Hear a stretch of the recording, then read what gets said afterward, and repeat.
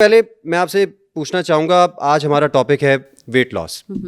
और हम जैसे कि जानते हैं कि वेट लॉस एक ऐसी चीज़ है जिसके बारे में बहुत सारे लोग कंसर्न होते हैं। हमारी पाकिस्तान में या ओवरऑल अगर हम एशिया की बात करें, वहाँ पर ओबेसिटी का बहुत ज़्यादा इशू है, ओवरवेट लोग बहुत ज़्यादा हैं। लोग चाहते हैं कि वेट रिड्यूस करें, लेकिन उनको समझ नहीं आता कि करना क्या है, इसका सेफ़ वे क्या है। लोग स्टीरॉइड्स की तरफ भी चले जाते हैं, कभी कभार फैट बर्नर्स यूज़ कर लेते हैं और दीगर जो ऑर्गेनिक अनऑर्गेनिक वे हैं उनकी तरफ चले जाते हैं। तो सबसे पहले बताइएगा कि वेट लॉस किन लोगों के लिए ज़रूरी है, किन लोगों को सोचना चाहिए कि उनको उनकी बॉडी फैट परसेंटेज अगर एक स्पेसिफिक नंबर पर हो तो वहाँ से नीचे आना चाहिए, किन लोगों के लिए वेट लॉस ज़रूरी है?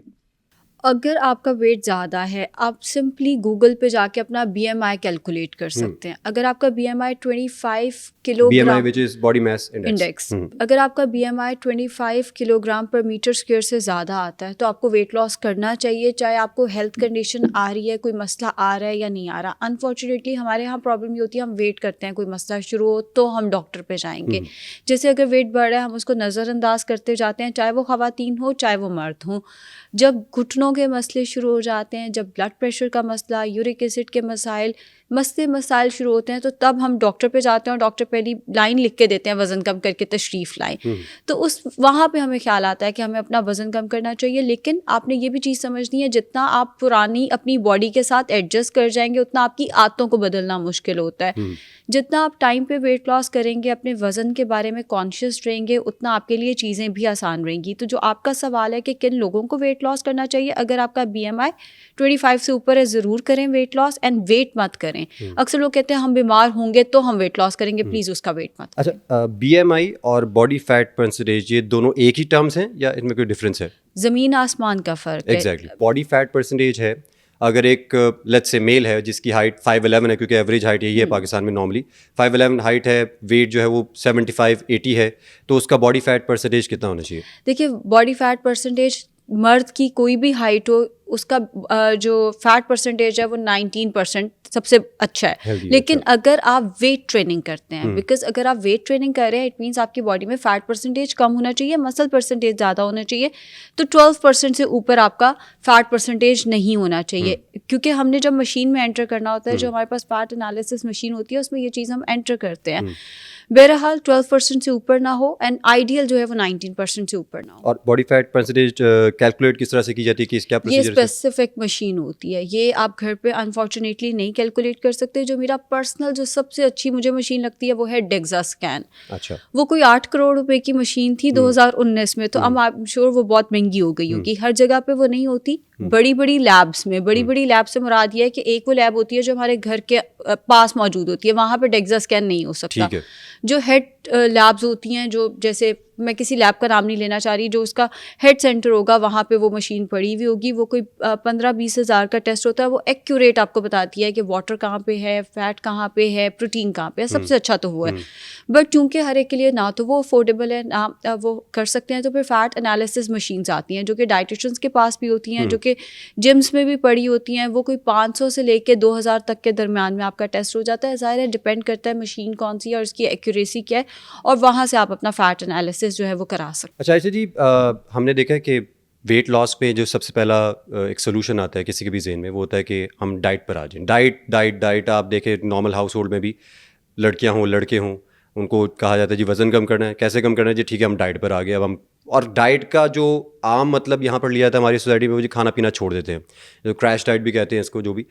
तो मुझे बताइएगा कि ये खाना पीना छोड़ देना आपकी रोज़मर्रा के जो मामूलाती ज़िंदगी है उसको किस तरह से इफेक्ट कर सकता है? क्योंकि डाइट, अगर आप क्रैश डाइट पर हैं तो ऑब्वियसली आपकी जो, आप अगर जॉब कर रहे हैं या बिजनेस कर रहे हैं, इवन के जो भी आपके डेली के काम हैं, आप पढ़ भी रहे हैं तो भी वो इफेक्ट होगा। आपकी विजन का मसला भी शुरू हो जाता है, चक्कर आना वगैरह।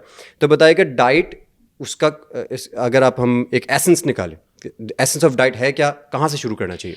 आपको क्लीन ईटिंग पे आ जाना चाहिए। हम डाइट लव्स का मतलब ये होता है सब कुछ छोड़ के बैठ जाओ और आप कुछ भी नहीं खाना है, जो घर के अंदर आ रहा है वो भी नहीं खाना, और बायकॉट हर चीज़ का, ये बिल्कुल गलत है। क्लीन ईटिंग ये होती है कि नमक जिस खाने के ऊपर हम नमक बहुत ज़्यादा डालें उसको अवॉइड करें। जैसे हम लोग क्या करते हैं अंडे के ऊपर नमक डाल के, अब अंडा अच्छी चीज़ है लेकिन जब आपने उसके ऊपर नमक डाल दिया, कच्चा नमक आप उस तरह से डाल के लेंगे वो गलत हो जाएगा।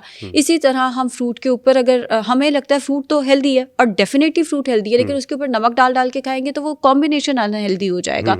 इसी तरह हर वो चीज़ इसमें चीनी की मिकदार ज़्यादा है। चीनी बुरी चीज़ नहीं है लेकिन अच्छी चीज़ भी नहीं है। इस चीज़ को समझ लें कि चीनी अगर आप ले लेते हैं ये नहीं कि खुदा ना खासा कोई कैंसर हो जाएगा या शुगर हो जाएगी चीनी के इस्तेमाल से। इस्तेमाल में रखें अपने आप को, ज़रूर उसको एक ट्रीट के तौर पे इस्तेमाल करें, लेकिन जब आप क्लीन ईटिंग पे आते हैं चीनी का इस्तेमाल कम से कम कर दें। यानी अगर आपको पूरे दिन में मीठे की क्रेविंग होती है, आप 2-3 खजूरों का इस्तेमाल कर लें या कोई ऐसी ट्रीट जिसके अंदर 120 कैलोरीज तक हो। अब तो अल्लाह का शुक्र है हमारे पास वो सर्विसेज आ गई हैं कि हमें पता है कि ये मफ़िन है इसके अंदर इतनी कैलोरीज होंगी, तो आप 120 कैलोरीज तक अपनी जो ट्रीट है उसको रखें। क्लीन ईटिंग में कोई ऐसी चीज़ जिसमें ऑयल, नमक या चीनी की मिकदार ज़्यादा है उसको अवॉइड करना है। जंक फूड को आपने अवॉइड करना है, पैकेट की अशिया को अवॉइड करना है।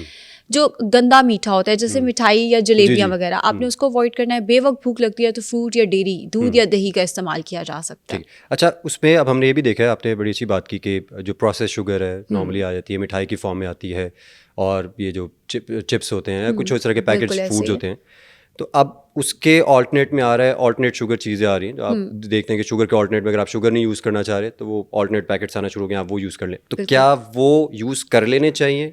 अच्छा, आज से 2 साल पहले तक मैं भी ये समझती थी कि एस्पर्टेम के बहुत ज़्यादा साइड इफ़ेक्ट्स हैं, लेकिन फिर ज़ाहिर आप सीखते हो, और मैंने भी सीखा कि एस्पर्टेम एक ऐसी चीज़ है जिस पे दुनिया में बहुत रिसर्च हुई है। इसको अक्सर कैंसर से लिंक किया जाता है कि एस्पर्टेम कैंसर की वजह बनता है। गलत है ये चीज़, ये कैंसर की वजह नहीं बनता, बल्कि जब आप शुगर खाते हैं तो जो नुकसानात आपको होते हैं, एस्पर्टेम उसकी निस्बत ज़रा बेहतर हमारे पास ऑप्शन आ जाती है। अच्छा। जिसमें हमारे पास कैंड्रल, सुक्राल वगैरह आ जाते हैं। लेकिन अगर आप हेल्दीएस्ट एंड सेफेस्ट ऑप्शन पे जाना चाहते हैं तो वो स्टिविया है। फिर स्टिविया एक पौधा है जो कि मीठा होता है। अब आप उसको जब अपने फूड के अंदर शामिल करते हैं तो खाना भी मीठा हो जाता है। ये कोई आर्टिफिशियल चीज़ तो है नहीं, मैन मेड चीज़ तो है नहीं, एक पौधा है जो मीठा है।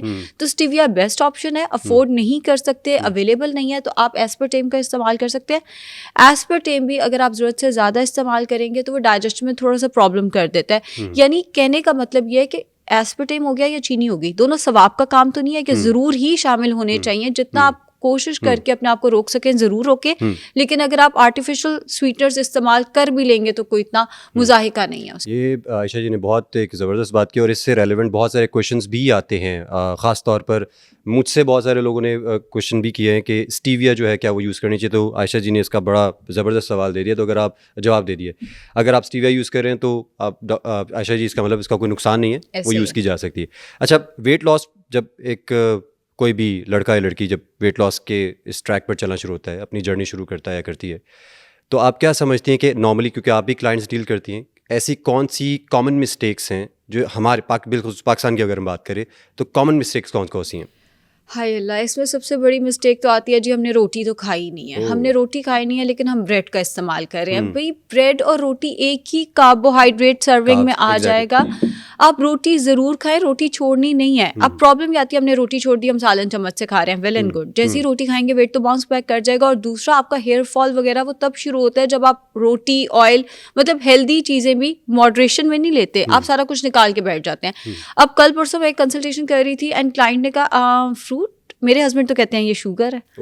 मतलब नेचुरल शुगर्स को भी लोग नेचुरल शुगर को भी, बिकॉज प्रॉब्लम ये है कि हमने कीटो को और हमने नेचुरल हेल्दी डाइट को बहुत ज़्यादा कंफ्यूज कर दिया है। हमने सुना है फ्रूट शुगर है, इसका इस्तेमाल, क्योंकि वो कीटो का ग्रुप था, वो कीटो का कोई स्पीकर था जिसने बोला फ्रूट की शुगर जो है वो ये करेगी, तो हमने वो सुना और बस इतना सा चंक हमने फ्रूट भी छोड़ दिया। हम अब सालन चम्मच से खाई जा रहे हैं। यूरिक एसिड बढ़ेगा, कोलेस्ट्रॉल बढ़ेगा, आपकी किडनी भी इफेक्ट हो सकती है अगर आप बहुत ज़्यादा प्रोटीन का इंटेक करते हो, कार्ब्स को उसके साथ बैलेंस नहीं करते। ज़रूर रोटी चावल लें, मॉडरेशन सीखें, क्वांटिटी सीखें। एंड दूसरी गलती जो लोग करते हैं वो ये करते हैं, ऑयल छोड़ देते हैं। हम तो उबली हुई सब्जियां खाते हैं। भाई, आप ऑयल का इस्तेमाल नहीं करें, एक तो ये कि आपका दिमाग सही फंक्शन नहीं करेगा। हेल्दी फैट्स में नट्स का इस्तेमाल ज़रूर करें, सीड्स का इस्तेमाल ज़रूर करें, एंड 1 टीस्पून ऑयल ज़रूर इस्तेमाल करें। अगर आपको जिल्द के लटकने से बचना है, आपको रिंकल्स होने से बचना है डाइट के बाद। और वो जो लोग कहते हैं हमारा तो चेहरा ही लटक गया, वो तभी होता है ना जब आप ऑयल्स का इस्तेमाल नहीं कर रहे। एंड वेट के बाउंस बैक करने से, क्योंकि जब आप इतनी क्रैश डाइट में, आप जैसे ही नॉर्मल खाना खाएंगे, नॉर्मल खाने से मुराद ये जो घर में पक रहा है हल्का हल्का वही खाना शुरू करेंगे, वेट सारा बाउंस बैक कर जाएगा। तो किसी भी फूड ग्रुप को एक्सक्लूड मत करें, मॉडरेशन सीखें, हर चीज डाइट में होनी चाहिए लेकिन एक लिमिटेड क्वांटिटी।